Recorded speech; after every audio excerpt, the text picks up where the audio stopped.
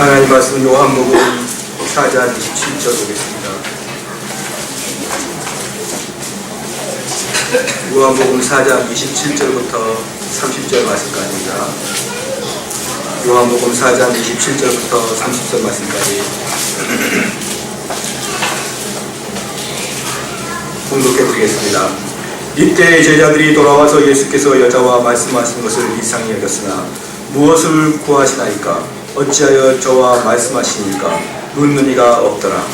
여자가 물동이를 버려두고 동네에 들어가서 사람들이 이르되 나의 행한 모든 일을 내게 말한 사람을 와 보라. 이는 그리스도가 아니냐 하니 저희가 동네에서 나와 예수께로 오더라. 아멘. 새 생명을 얻는 자라는 제목으로 하나님 말씀 전하겠습니다. 이제 우리 요한복음의 4장의 중반으로 가고 있습니다. 제자들이 수가성에서 야곱의 우물가에서 어떤 여인과 자기의 스승 예수님이 대화를 나누는 것을 보고 깜짝 놀랐습니다. 왜냐하면 당시에 랍비들은 결코 여자와 길에서 대화를 나누면 안 되었기 때문에 그렇습니다. 심지어 길거리에서는 자기 아내하고도 대화를 나누지 못하도록 유대인의 법에 되어 있습니다. 그러므로 남자가 여자와 계속 길에서 대화를 나눈다는 것은 율법을 어긴 것이고 그 율법을 어기는 것은 자기 속에 죄를 계속 쌓는다는 증거입니다. 그러므로 유대의 경건한 사람들은 절대로 길에서 여자들과 대화를 나누지 않습니다. 그런데 그 예수님이 길에서 여자와 대화를 나누고 그것도 사마리아 여인이고 그것도 매우 경건하지 못한 불경건한 그런 여자와 대화를 나누는 것을 보고 이 제자들은 매우 놀랐습니다. 그런데 문제는 뭐냐면 이 제자들은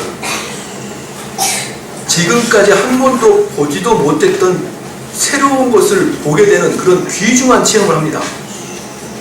한 번도 보지 못했던 일을 제자들은 이 우물가에서 보게 되는 것입니다. 그게 뭐냐 그러면 역사상 명확하게 처음으로 거듭난 사람을 보게 된 거예요. 우리 복음서 전체에서 이 수가성 여인이 최초로 거듭난 사람이고 신약에서도 최초입니다. 이 최초의 거듭난 사람, 지금까지 지구상에 존재하지 않았던 이 새로운 인종을 이 제자들은 보게 되는 영광을 맞이합니다. 한 번도 없었던 일을 보게 되는 것이에요. 그래서 오늘 우리 성도들이 이제 최초로 거듭난 사람의 모습을 보게 될 것입니다. 이 여인은 아무 생각도 없이 그 물가로 왔고 계획에도 없던 예수님을 만났고 그리고 예수님의 가르침을 듣고 이제 그녀는 거듭났습니다. 그러면 그 여인이 거듭난 게 확실합니까? 이거예요. 그 여인이 정말 거듭났습니까?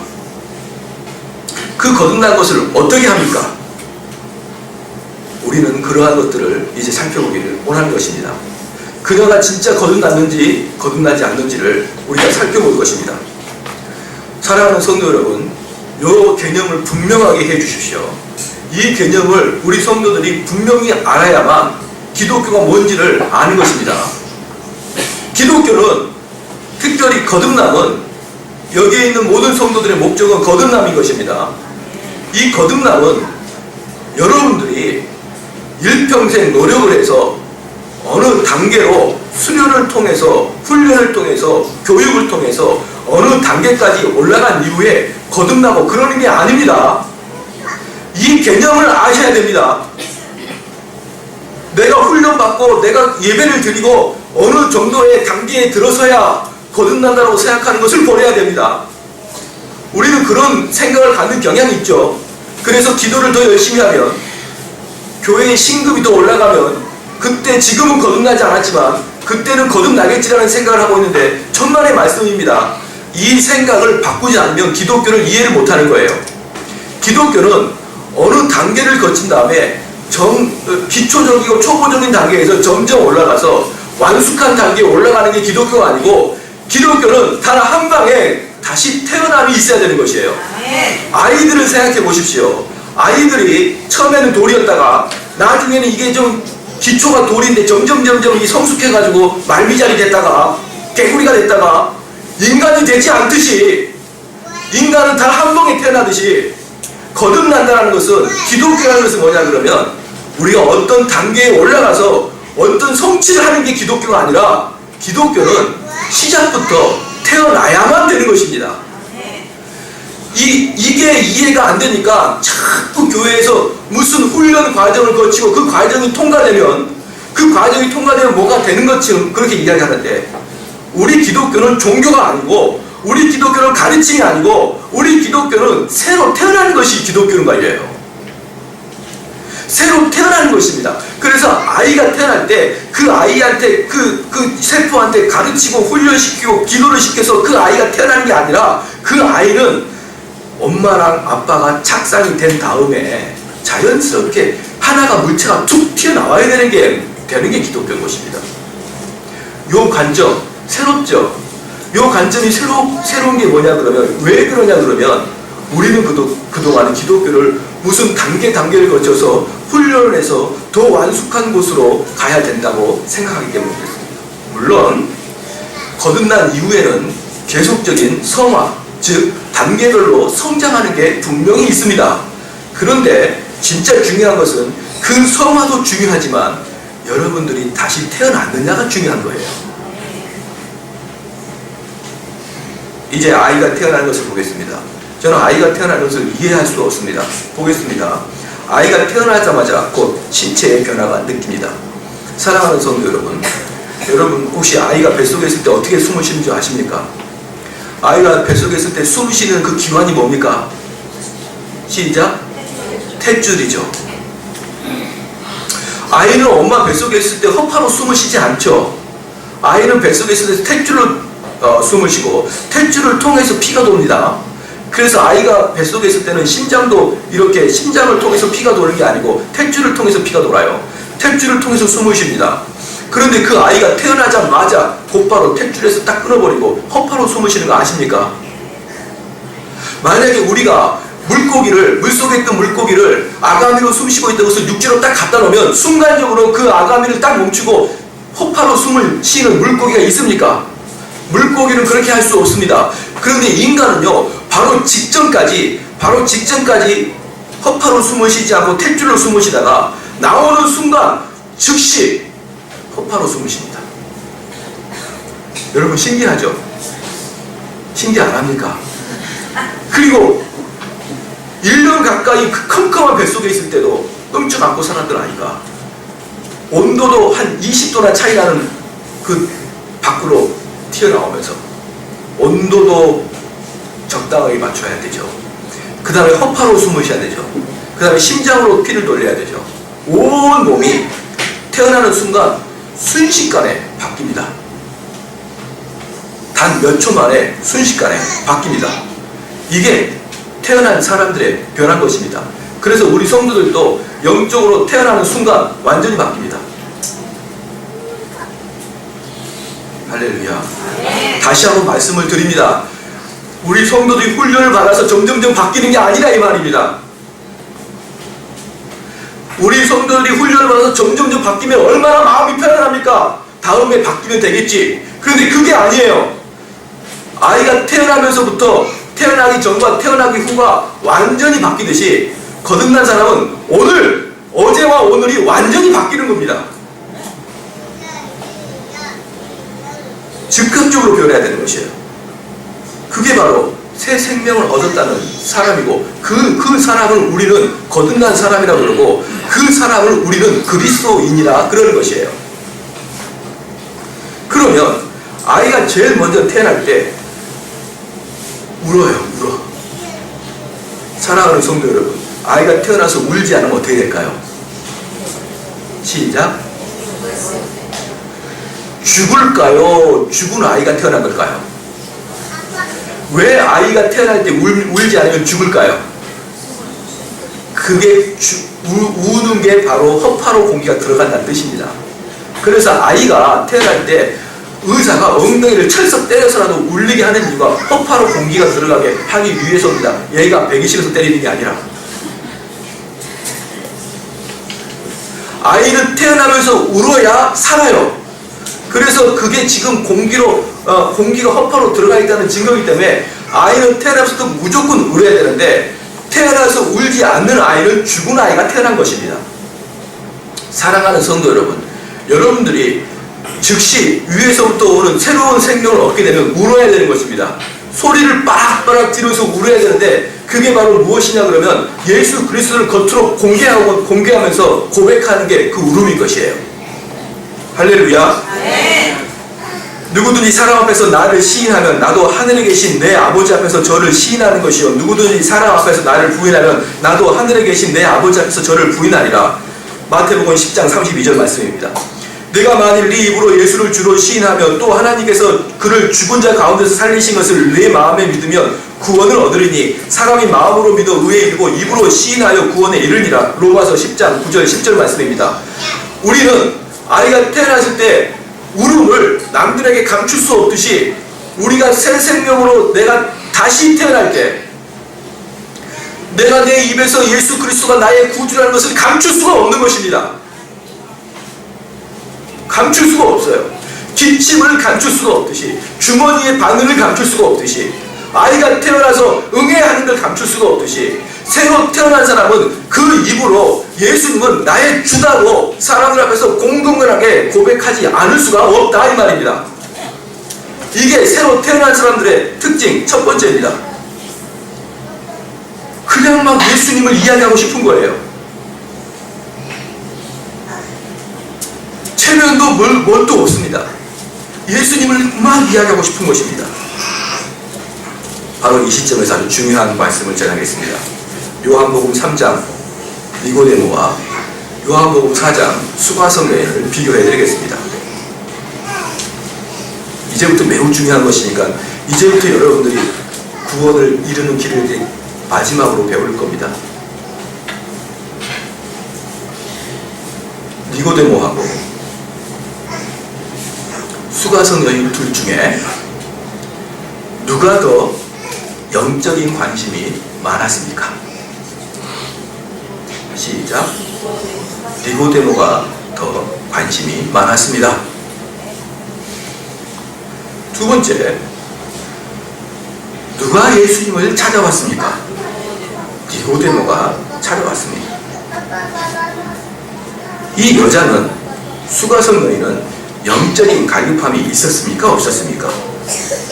시작. 없었어요. 이 여인은 예수님을 찾았습니까? 안 찾았습니까? 안 찾았어요. 예수님을 찾은 자는 니고데모고, 예수님이 찾은 자는 여인입니다. 자, 이 여인이 예수님에게 구원에 대한 질문을 했습니까? 안 했습니까? 안 했습니다. 구원에 대한 문제에 대해서 질문한 사람은 누굽니까? 니고데모입니다. 그러나 이 여인은 구원의 문제를 제시하고자 하는 예수님을 오히려 피하고 예수님과 말을 섞고 싶지 않았던 것을 우리는 알 수 있죠. 이게 매우 중요합니다. 니고데모는 영적으로 대단히 높은 사람이었고, 영적으로 니고데모는 갈급함이 있었습니다. 그런데 이 여인은 없었습니다.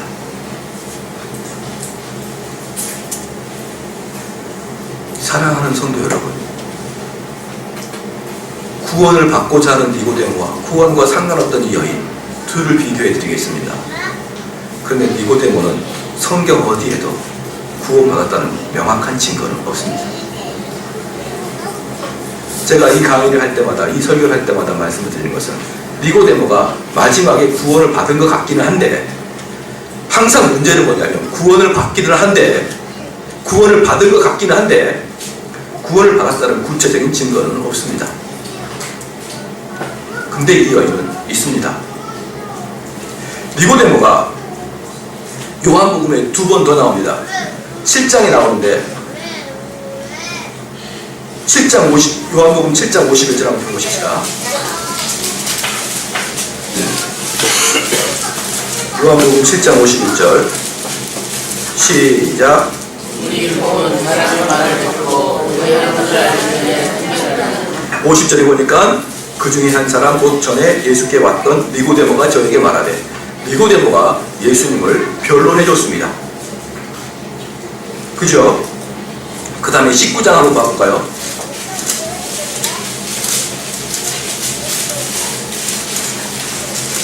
요한복음 19장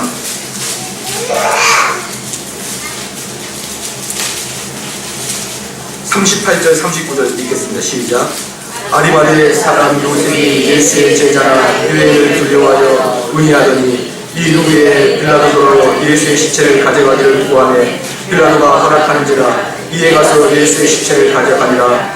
일찍이 예수께 밤에 나왔던 니고데모도 올력과 침향 섞은 것을 100근쯤 가지고 온지라. 니고데모가 두 번 더 나옵니다.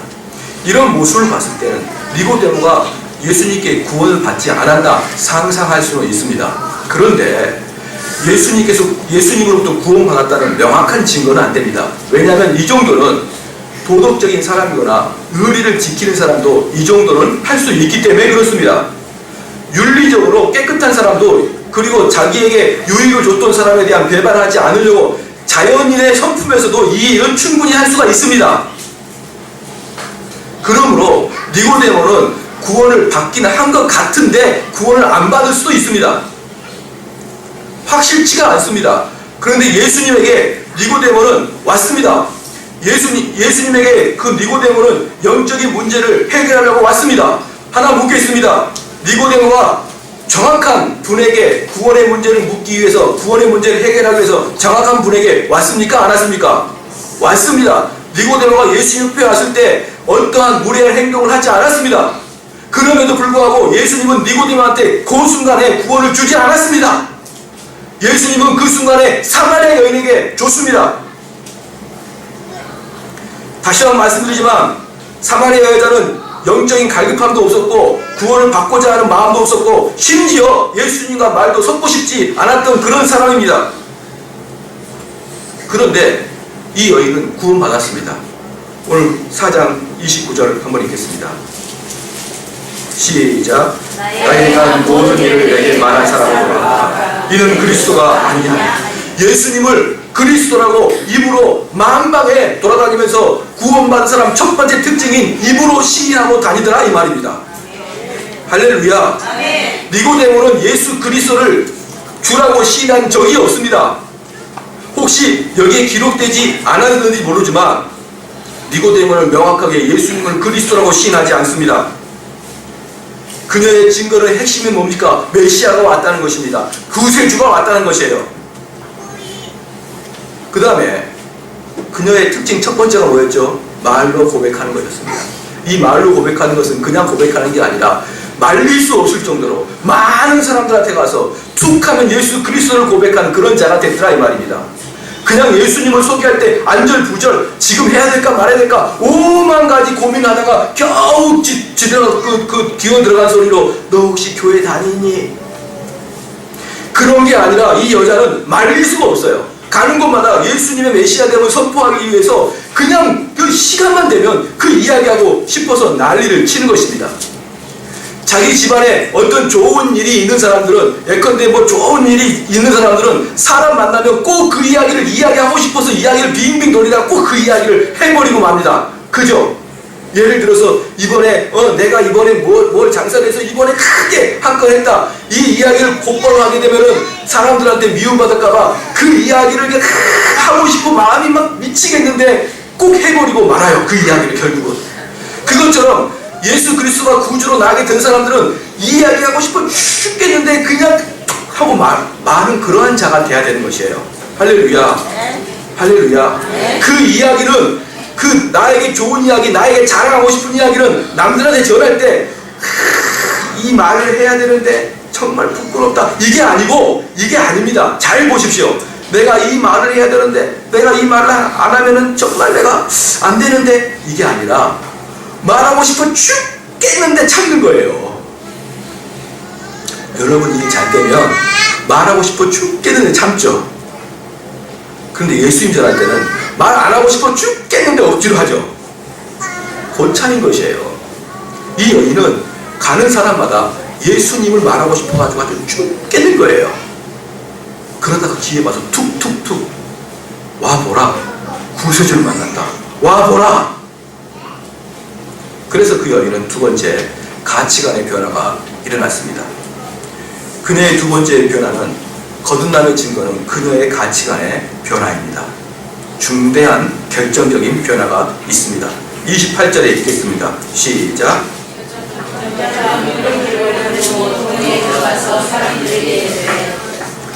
요한은, 사도 요한은 아주 구체적으로 세밀하게 글을 씁니다. 요한의 그 필체의 특징이 뭐냐면 니고데모가 오긴 왔는데 밤에 왔다는 거 아주 구체적으로 씁니다. 그리고 여기에서도 이 여인이 물동이를 버려두고 갔다는 것도 아주 구체적으로 선명하게 기록하고 있습니다.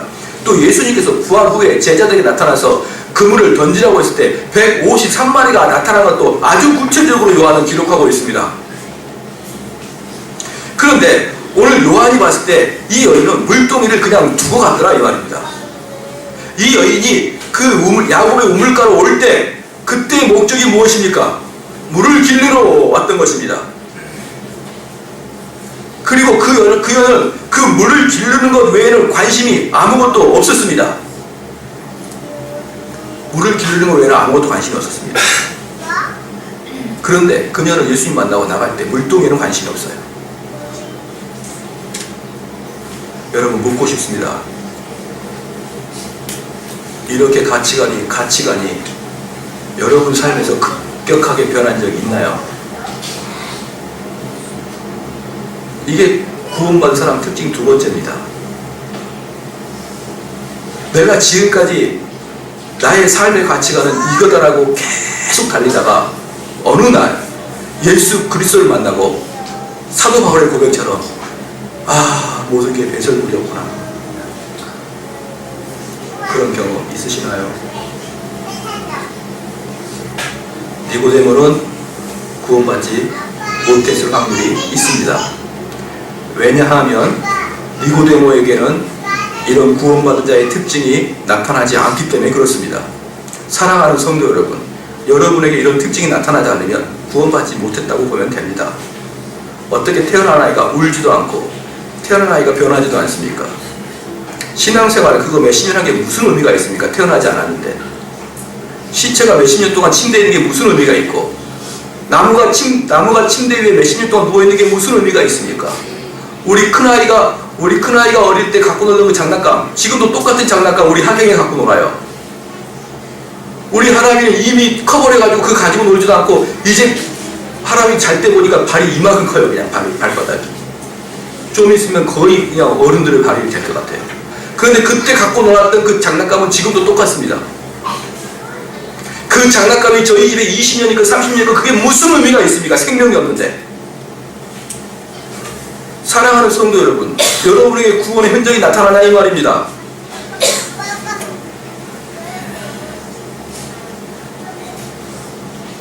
사마리아 여인처럼 극적인 변화를 체험하셨습니까? 제발 속지 마십시오. 서서히 변한다고 속지 마십시오. 그 속임이 우리를 지금까지 만들어 온 겁니다. 언젠간 변하겠지. 언젠간 내가 거듭나겠지. 그건 마귀가 우리에게 주는 속삭인 것입니다. 거듭남, 태어남은 단 한 방의 유해의 사건입니다. 그리고 그 전과 그 후는 달라져 버립니다. 야곱이 야복강에서 그 전과 그 후가 달라지듯이 모든 거듭난 자는 어느 결정적인 하나님 만나고 그 이후에 완전히 달라지는 경험을 해야 되는 것입니다. 그리스도인들이 이 사마리아 여인처럼 살아야 된다. 즉 어디 가서 말씀을 전파하고 또 나의 가치관이 달라지고 그렇게 살아야 된다. 그거 아닙니다. 그렇게 접근하는 게 아닙니다. 그게 알민이 아니고 그게 세미펠락이 아닙니다. 우리는요 새 생명이 됐기 때문에 그렇게 살 수밖에 없는 거예요. 사랑하는 성도 여러분, 우리가 복음 전파하는 거 안 하면 안 될 수 없으니까 하는 겁니다. 이걸 이해해야 돼요. 교회에서 숙제니까 내가 하고 내가 교회 봉사해야 되니까 하고, 이게 아니라 그 일을 안 하면 안 될 수가 없으니까 그 일이 터져 나오는 것입니다. 그게 새 생명 있는 자의 특징인 것이에요. 그래서 우리는 가치관을 변화시키기 위해서 계속적인 교육을 받고, 우리는 가치관의 변화를 위해서 계속적인 설교를 듣고, 이게 아니라 예수 그리스도를 체험하면, 그런데 이따가 예수 그리스도 체험하는 걸 갖게 드릴게요. 저는 많은 경우에 그걸 못 들었거든요. 많은 부흥사님들이 오셔가지고 오늘 예수님 만나면 다 인생이 바뀐다 그러는데 어떻게 만나는 것을 가르쳐 주지 않아요. 저도 만나서 인생을 바꾸고 싶은데 어떻게 만나는지 모르겠어요. 그런데 오늘 그 만나는 법을 계속적으로 가르쳐 드릴 텐데, 사랑하는 성도 여러분, 그 결과로서 여러분 삶을 완전히 바뀌어야 됩니다. 그래서 의무적이고 훈련적이고 열심히 노력해서 그렇게 되는 게 아니라 우리의 마음과 기쁨과 그리고 저절로 흔쾌한 마음으로 그 일을 하는데, 어떤 일이냐 그러면 요한복음 14장에는 주님과 아버지가 하나이듯 다 하나가 되어야 됩니다. 할렐루야. 우리는 성도들과 목사님과 예수님과 하나님이 하나가 되어야 되는 것이에요. 여기 한번 주목해 보십시오. 사랑하는 성도 여러분, 우리 교회는 두 가지 색깔 절대 없습니다. 만약에 제가 이렇게 말하면 또 뭐라고 할지 모르지만, 목사님과 하나가 되지 않으면 힘들어요. 그리고 이 목사는 어떻게 해서든지 성경과 하나가 되기 위해서 노력해야 되고, 우리 성도는 목사님과 하나가 되도록 노력해야 되고, 그래서 하나가 돼야 됩니다. 하나가. 할렐루야. 성도와 목사와 예수님과 하나님이 하나가 돼야 됩니다. 요한복음 14장 20절 한번 펴볼까요? 요한복음 14장 20절 시작. 그날에는 내가 아버지 안에 너희가 내 안에 내가 너희 안에 알리라. 우리는 하나가 돼야 됩니다. 할렐루야. 그래야지 이 교회에서 이런 말 저런 말, 이 색깔 저 색깔이 아닙니다. 오직 한 색깔. 오직 한 색깔. 이게 여러분이 노력하지 않고 흔쾌히 그렇게 돼야 되는 거예요. 기쁨으로, 자원하는 마음으로 즐겁게 하나가 되는 것입니다. 마음에 안 드는데 하나가 돼. 그거 아닙니다. 그건 이미 하나 아닙니다. 하나가 되는 것은 여러분 스스로 기쁨으로 하나가 되어야 되는 것입니다.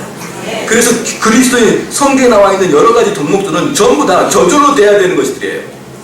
두 번째, 또한 자기들의 일을 진리로서 수행해야 됩니다. 요한복음 17장 19절 한번 보겠습니다.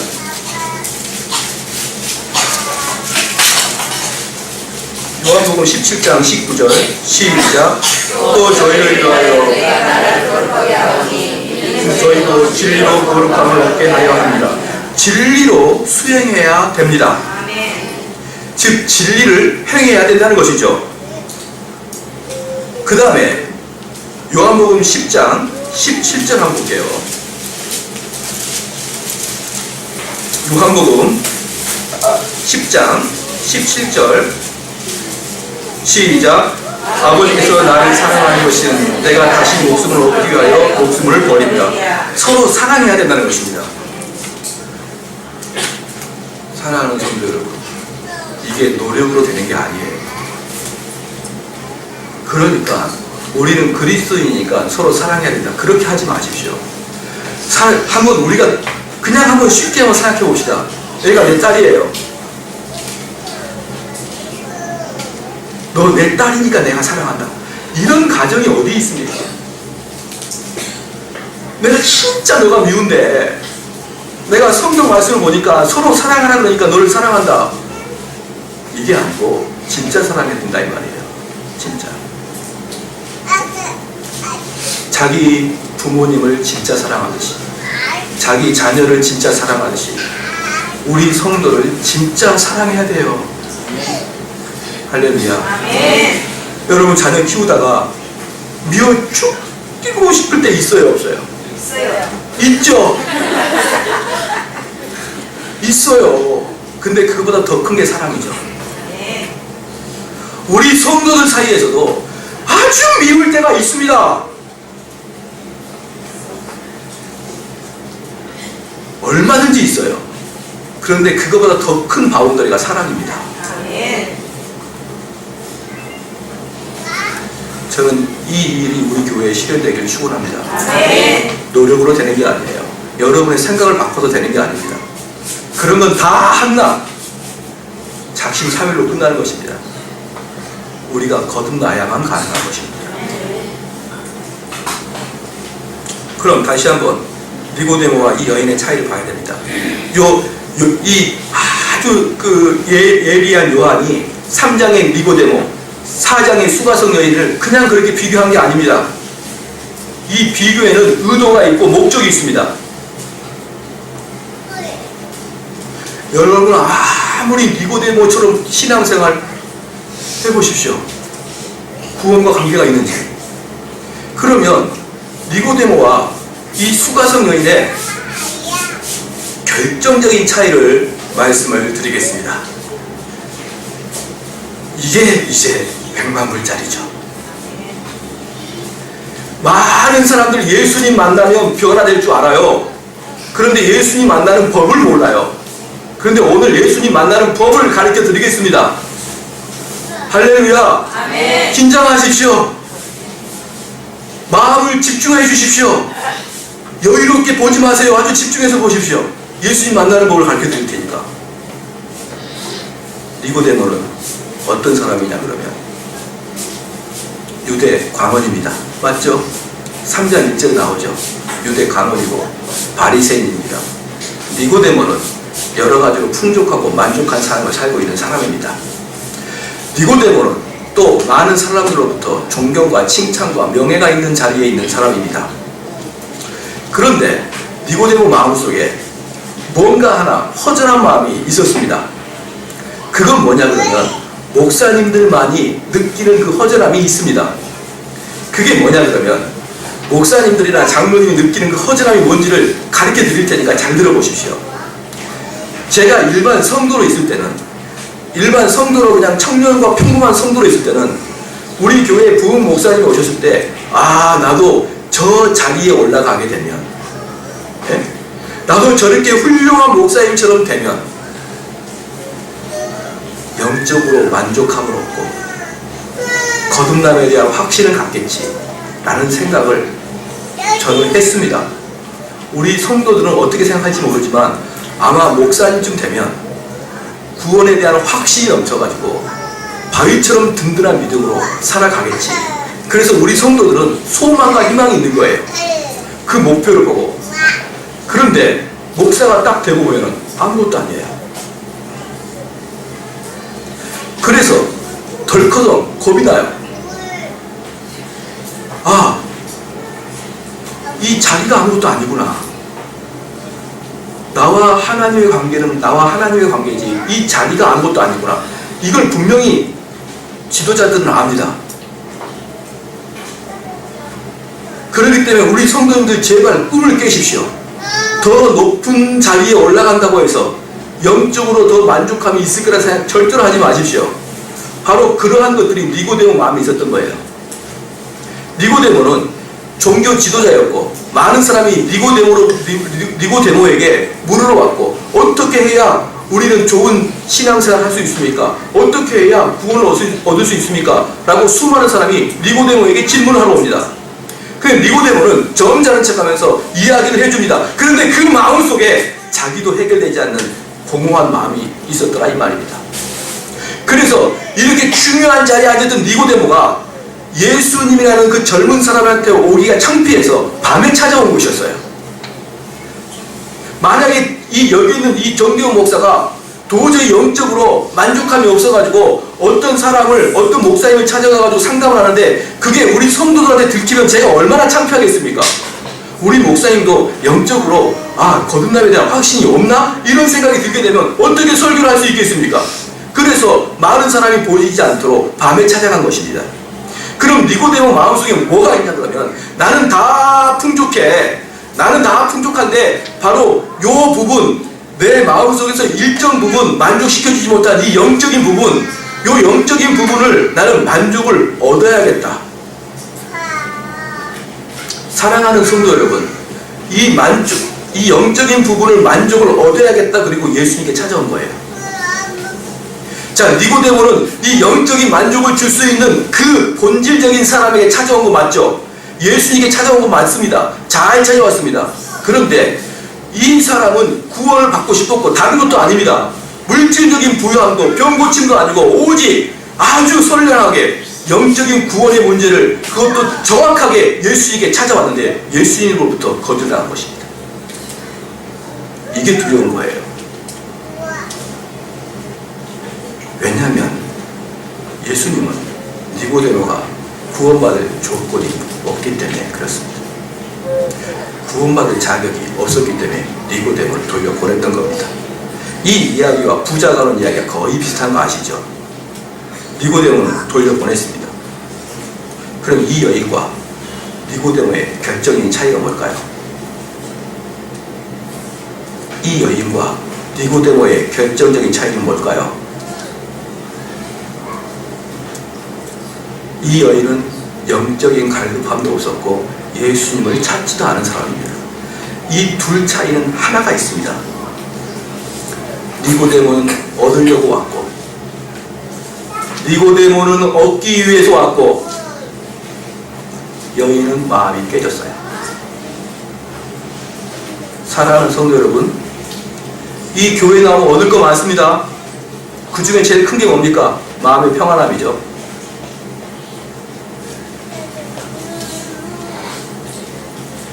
마음의 평안함이죠. 만족감, 예배를 드렸다는 기쁨. 얻기 위해 교회를 나오는 사람들은 예수님이 구세주가 아닙니다.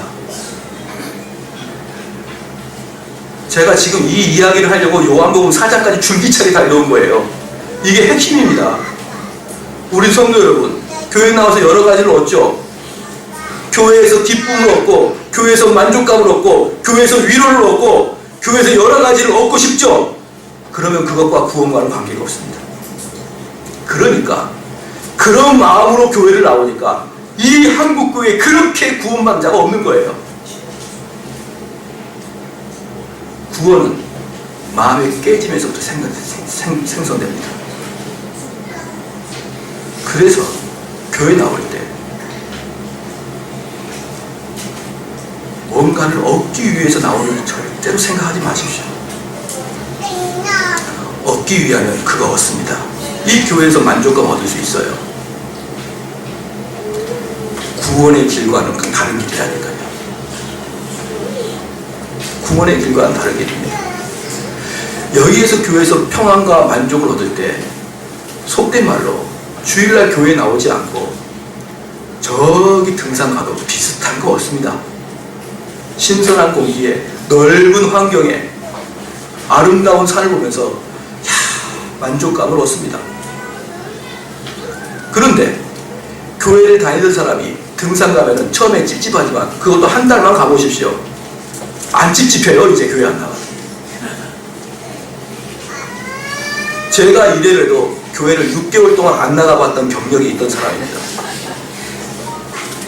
모르셨죠? 제가 처음 서울 올라와서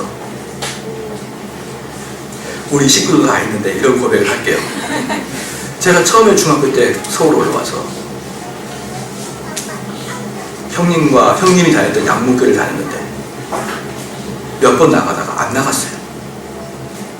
손에는 헌금이 있고 그때 집 나가면 앞에 오락실이 있고 오락실에서 잠깐 한 게임만 하고 가자 라고 하면 어느새 예배 시간은 지나 누구 하나 저를 타치하지 않고 제 마음속에는 두려움과 떨림이 단 2주밖에 안 가더라고요.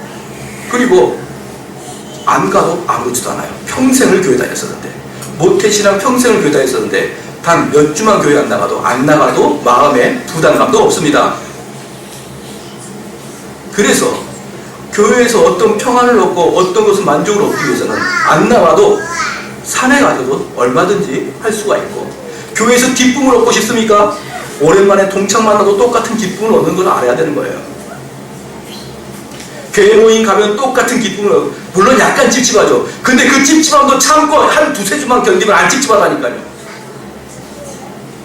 그 의지로 참아내고, 그리고 사람들 만나고 기쁘고, 친척 만나고 친구 만나고 등산 가고 해외여행 가고, 그러면 못지않는 기쁨과 즐거움을 얻을 수 있습니다. 사랑하는 성도 여러분, 그래서 교회는 무엇인가를 얻으러 오면 안 되고, 그래서 교회는 여러분이 깨져야 되는 것이에요. 마음에, 양심에 화인 맞은 것들이 다 산산이 깨져서 오직 예수 그리스도가 아니면 도무지 나는 희망이 없구나, 이 마음의 상태로 여러분이 툭 떨어져야 돼요. 바로 그게 예수님 만나는 길입니다. 그 길 외에는 앞으로도 계속 보겠지만, 예수님 만나려면 이 길로 가야 돼요. 이 길 외에는 예수님 만날 길이 없습니다.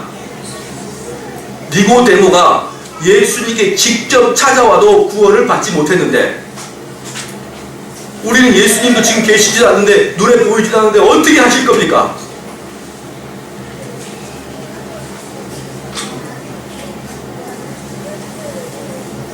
그래서 이 수가성노예는 예수님 앞에 철저히 무너뜨려졌고, 피하려고 피했지만 피할 곳도 없는 막다른 골목으로 이 여자는 코너로 몰렸고, 바로 예수님 앞에서 완전히 무장해제가 돼버렸습니다. 그게 바로 수가성 여인과 니고데모의 차이인 것입니다. 우리 옆사람하고 한번 이야기합시다. 교회 나올 때 무엇인가를 얻기 위해 나오지 맙시다. 그리스도 앞에 모든 게 발가벗겨져야 되고, 완전히 드러나야 되고, 내 혼이 흔들릴 정도까지 정죄를 받고 완전히 쓸모없는 자가 된 것처럼 느껴졌을 때, 그때 그리스도가 여러분 앞에 나온다 이겁니다.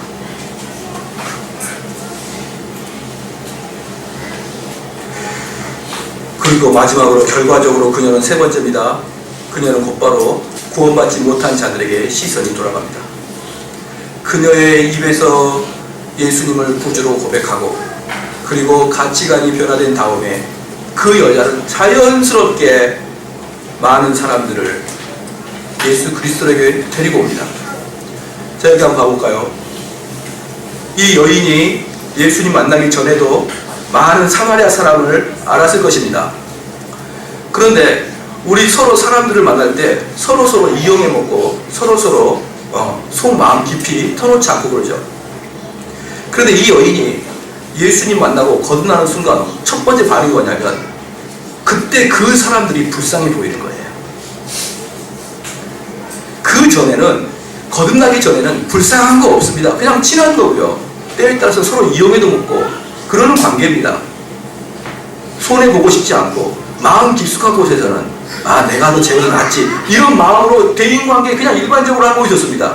그런데 예수님 만나고 첫 번째 느끼는 생각이, 그때 자기랑 같이 교제했던 그 사람들이 이제 갑자기 불쌍해 보이고, 그들이 저렇게 가다가 안 되겠다 싶고, 그들을 메시아인 예수 그리스도를 소개시켜줘야겠다는 마음이 불일 듯 일어나더라 이 말입니다. 그래서 요한복음 4장 28절, 30절 한번 읽겠습니다. 28절부터 30절까지 시작. 여자가 물동이를 버리고 동네에 들어가서 사람에게 이르되 나의 이름한 모든 일을 내게 말하는 사람을 와보라. 이는 그리스도가 아니냐 하니 너가 예수께로 오라. 와보라.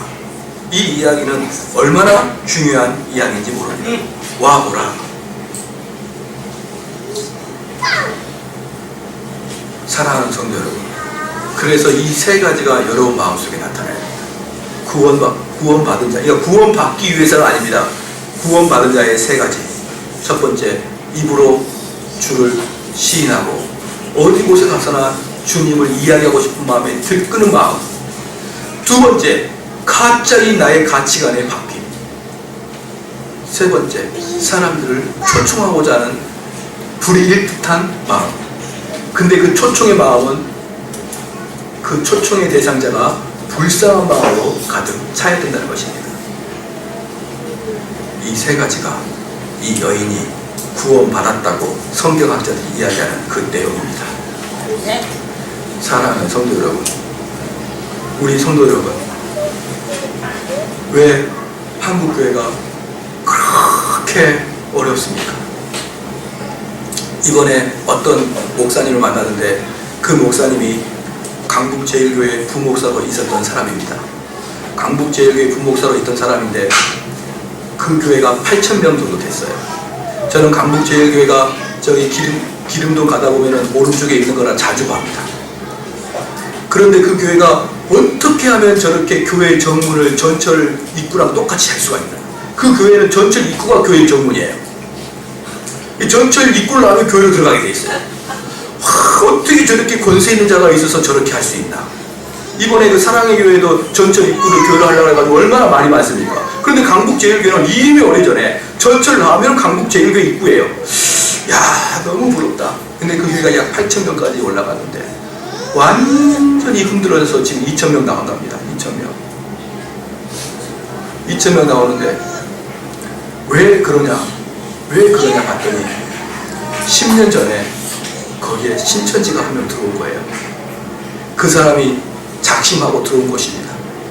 그리고 끊임없이 목사님과 당회원들의 비리를 계속 추적하는 것입니다. 끊임없이. 사랑하는 성도 여러분, 우리 교회 제자는 비리 투성입니다. 왠지 아십니까? 영수증 처리가 안 되는 게 많거든요. 영수증 처리 하지 못할 일들이 많습니다. 예컨대 뭐 기부금을 주고 영수증을 써달라. 이건 좀 추접스러운 일이잖아요. 그래서 그 당회의 일은 특별히 장로님과 목사님들이 마음이 나빠서 그런 게 아니라 우리 한국 사람 정서상 좋은 게 좋다고 해서 넘어간 경우들이 많잖아요. 특별히 헌금 같은 경우 그렇지 않습니까? 그런데 그걸 걸고 넘어지면 넘어지게 되어 있습니다. 누구든지. 우리 교회도 걸고 넘어지면 넘어지게 되어 있어요. 그런데 이 사람이 10년 동안 계속적으로 들어와서 당회와 목사님들의 재정적인 문제를 계속적으로 모았어요. 그리고 터뜨리기 시작하고 공론화시키기 시작했습니다. 사랑하는 성도 여러분, 지금 신천지가 몇 명 들어왔나 조사해 보니까 신천지가 단 30명이 8,000명 교회를 무너뜨렸어요. 그리고 교인 다 나가고 지금도 다 나가고 이제 신천지가 이걸 흔히 말하기를 신천지 전문용어로 산 옮기기예요. 산 옮기기. 그러니까 신천지가 들어와서 그 교회를 홀라당 먹어버리면 어떻게 됩니까? 그 교회가 신천지 교회가 되는 거예요. 건축비도 안 되고 땅값도 안 되고 그냥 먹는 것입니다. 이게 신천지가 가장 전도용으로 사용하는 산 옮기기. 그런데 그걸 몇 명이서 했다고요? 30명이서. 무엇으로? 목사님과 장로님들을 성도들이 미워하게 만들어버린 거예요. 사랑이 아니라 목사님과 장로님들을 성도들이 미워하게 만들어버린 것입니다. 단 30명이. 그랬더니 8,000명이 흔들흔들해버려요. 바로 미움이 얼마나 큰 교회를 회방하는 건지 아시겠죠? 그래서 교회는 사랑으로 던져 있어야 됩니다. 할렐루야. 그래서 그 신천지가 30명이 나중에 조사하니까 30명인데 그것도 30명이 이제 드러났습니다. 그럼 그동안에 이 신천지들은 뭐 했을까요? 그 교회에서 정의로운 자로 계속적으로 소리를 올렸던 것입니다. 당회가 그러면 됩니까? 목사님이 그러면 됩니까? 증명해 보십시오. 그걸 보여주세요. 계속 하니까 수많은 성도들이 저들은 정의로운 자라 하면서 따라갔는데 요번에 신천지라고 판명이 나왔어요. 그리고 그 사람이 10년 동안 그곳에 잠복했는데 누가 그 사람을 신천지라고 알 수가 있었겠습니까? 딱 하나, 미움을 전파하는 거예요. 그들은 제가 봤을 때는 그들의 그 사역의 핵심은 미움입니다. 그래서 서로 간에 불신하게 하고 서로 간에 기분 나쁘게 하고 그래서 교회가 흔들흔들 됐다 이 말입니다. 이 세 가지 기억하시기를 축원합니다.